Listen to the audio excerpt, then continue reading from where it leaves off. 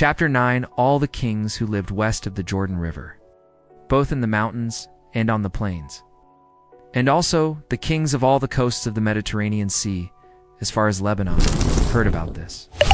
These were the kings of the Hittites, the Amorites, the Canaanites, the Perizzites, the Hivites, and the Jebusites, and they all gathered together to fight against Joshua and the people of Israel.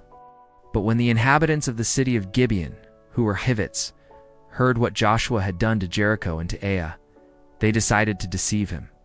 They took food and loaded their donkeys with old sacks and torn and patched wineskins full of wine. They wore old patched sandals and put on worn-out clothes. And they brought dry and moldy bread to eat. They went to the camp at Gilgal and said to Joshua and all the men of Israel, "We are coming from a country that is very far from here. Make a peace agreement with us.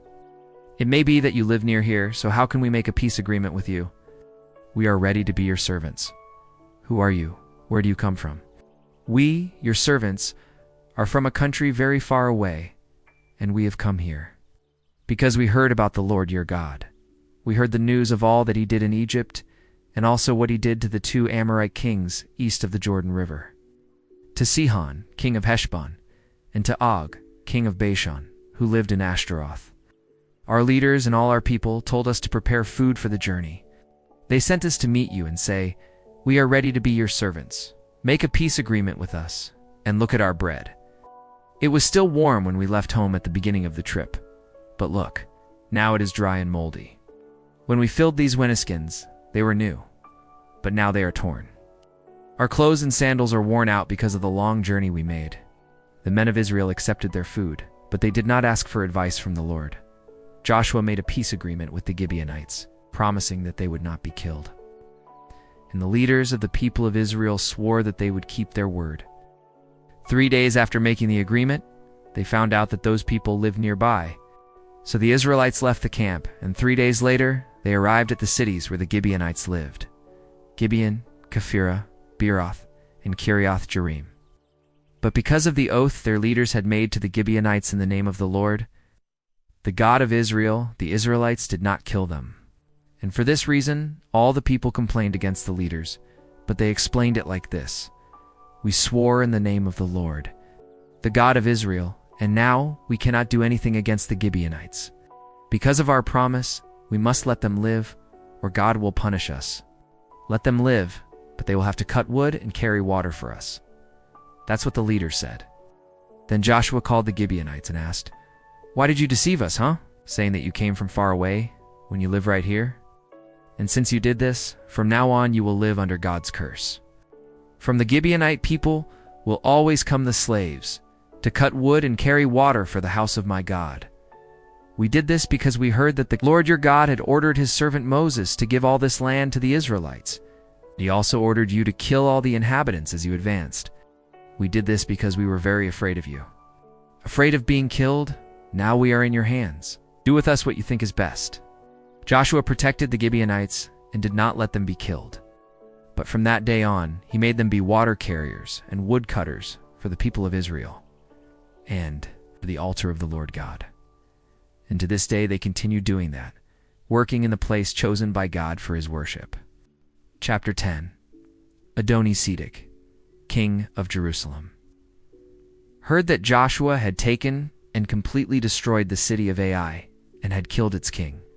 And he heard that the same had happened with Jericho and its king. He also learned that the Gibeonites had made a peace agreement with the Israelites and were living among them. The people of Jerusalem were very afraid, because the city of Gibeon was as large as any other that had a king, was even larger than Ai, and its men were brave soldiers. So Adoni-Sedek sent messengers to Hoham, king of Hebron, Piram, king of Jarmuth, Japhia, king of Lachish, and Debir, king of Eglon, with the following message: "Come and help me attack Gibeon, because the people there made a peace agreement with Joshua and the people of Israel. And these 5 Amorite kings of Jerusalem, Hebron, Jarmuth, Lachish, and Eglon, joined together with all their armies and surrounded and attacked the city of Gibeon." The Gibeonites then sent a message to Joshua at the camp in Gilgal: "Do not abandon us, come quickly and help us and save us. All the Amorite kings who live in the mountains have joined together against us." Then Joshua and all his army left Gilgal. And the Lord God said to him, "Do not be afraid of these kings, for I have already given you victory. None of them will be able to stand against you." Joshua left Gilgal and marched all night, always going up. He attacked them by surprise. And the Lord God caused the enemies to be terrified when they saw the armies of Israel. So the Israelites completely defeated them at Gibeon and chased them down the slope of Beth-horon, fighting all the way to Azekah and Makkedah. And while they were fleeing from the Israelites down the slope of Beth-horon to Azekah, the Lord threw down large hailstones from the sky on the enemies, and they were killed. More people died from the hailstones than by the swords of the Israelites. On the day when the Lord gave the victory to the Israelites in the battle against the Amorites, Joshua spoke to him. And in the presence of the Israelites he said, "Sun, stand still over Gibeon. Moon, stop over the valley of Ajalon." The sun stood still, and the moon also stopped, until the people had avenged themselves on their enemies. These words are written in the book of the just. The sun stood still in the middle of the sky and delayed its setting for almost a whole day. There had never been a day like that before, and there has never been another like it. A day when the Lord obeyed the voice of a man. This happened because the Lord was fighting for Israel. After that, Joshua and his army returned to the camp at Gilgal. The 5 kings had escaped and were hiding in a cave at Makkedah, but they were discovered, and Joshua was told that they were hiding there. Then he said, "Roll some large stones to the entrance of the cave and place some guards, but do not stay there. Chase the enemies and attack those who remain behind. Do not let them return to their cities, because the Lord our God has already given them to you to be killed." Joshua and the soldiers of Israel killed them until almost all were destroyed. Those who escaped stayed in their cities protected by walls. Then all the soldiers of Israel returned safe and sound to the camp at Makkedah where Joshua was. And no one dared to say anything against the Israelites. And Joshua said, "Remove the stones from the entrance of the cave and bring the 5 kings here." And it was done. They brought out of the cave the kings of Jerusalem, Hebron, Jarmuth, Lachish, and Eglon, and took them to Joshua. Joshua called the men of Israel and ordered the officers of the army who had gone with him, "Come here and put your feet on the necks of these kings." They did so. Then Joshua said, "Do not be afraid. Do not lose courage. Be strong and brave, because the Lord will do this to all the enemies you fight against." Then Joshua killed the kings and hanged them on 5 wooden poles, and they were left hanging there until sunset. At sunset, Joshua ordered that they be taken down from the poles and thrown into the cave where they had hidden. And large stones were placed at the entrance, and they are there to this day. That same day Joshua attacked and took Makkedah. He killed the king and all the people of the city. No one was left alive. Did to the king of Makkedah, just as he had done to the king of Jericho. Then Joshua and his army went from Makkedah to the city of Libnah and attacked it. The Lord God also gave the Israelites victory over that city and its king. They killed all the inhabitants and did to the king of Libnah, just as they had done to the king of Jericho. Joshua and his army went from Libnah to Lachish. They surrounded and attacked the city.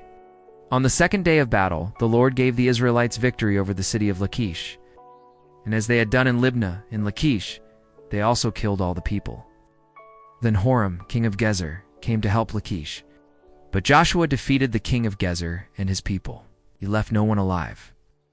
After that, Joshua and his army went from Lachish to Eglon. They surrounded and attacked the city, and they took it on the same day, and killed everyone, as they had done in Lachish. Then Joshua and his army went up from Eglon to the city of Hebron. They attacked and took the city of Hebron. They killed the king and all the inhabitants of Hebron and its neighboring towns. Joshua ordered that the city be completely destroyed, just as they had done with Eglon. No one was left alive. Then Joshua and his army returned and attacked Debir. They took the city, its king, and also all the neighboring towns, killing all the people there. Joshua did to Debir and its king the same as he had done to Hebron and Libnah and their kings. So Joshua conquered all that land. He defeated the kings who lived in the mountains, in the southern region, in the plains, and at the foot of the mountains. He left no one alive. All were killed. This was what the Lord, the God of Israel, had commanded. Joshua defeated them from Kadesh Barnea to Gaza, and all the region of Goshen to Gibeon. The Lord, the God of Israel, fought for his people. Because of this, Joshua conquered all those kings and their lands in one single war. After that, Joshua and his army returned to the camp at Gilgal.